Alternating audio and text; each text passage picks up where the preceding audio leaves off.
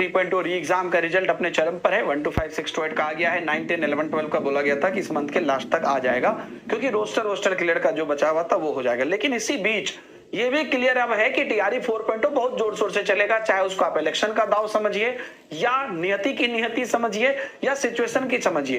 तो अभी कल की बात है, यहाँ पर जो सक्षमता परीक्षा बिहार में जो होती है नियोजित शिक्षकों के लिए, उसी के जो है विशिष्ट शिक्षकों को नियुक्ति पत्र के संदर्भ में बहुत बड़े ही स्तर पर मुख्यमंत्री जी ने ऐलान किया है कि रिक्त पदों पर बहाली प्रक्रिया जल्द पूरी करे शिक्षा विभाग। ये उनका सबसे बड़ा फोकस पॉइंट रहा।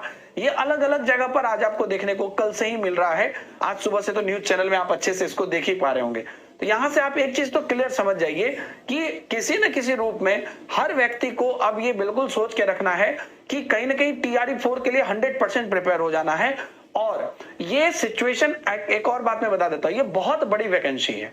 इतनी बड़ी वैकेंसी है कि इसके बाद अब पता नहीं है कि इतनी बड़ी वैकेंसी कब होगी। तो इसके लिए आप तैयार रहिए, क्योंकि अगर आप याद करिए कि कुछ दिन पहले ये वाला जो नोटिस निकला था, जिसमें कि अलग अलग पदों पर थी 1,38,833 पर शिक्षा विभाग में जो वैकेंसी थी, जो कि आपको आने वाली है आगे।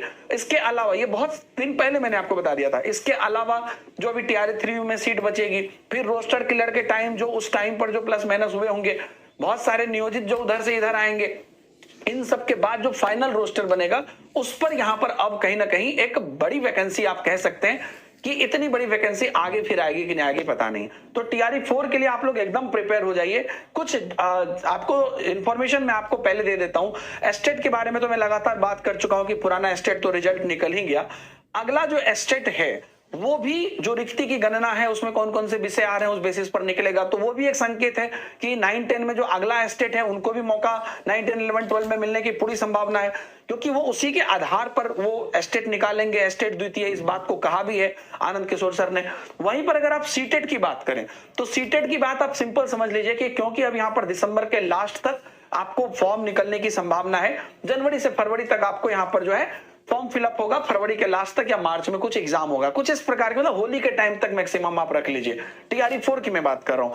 तो जो आपका यहां पर सीटेट है, सीटेट आपका कब हो रहा है? 14 दिसंबर तक। रिजल्ट कब तक आएगा? 20-25 दिन में आ जाता है, यानी कि आपका 5 जनवरी 8 जनवरी तक लेटेस्ट मान लीजिए, तो हो गया ना, फॉर्म फिलअप के लास्ट डेट से पहले आ गया। तो एक सबसे बड़ी खुशी क्या है, वैकेंसी बहुत ज्यादा है।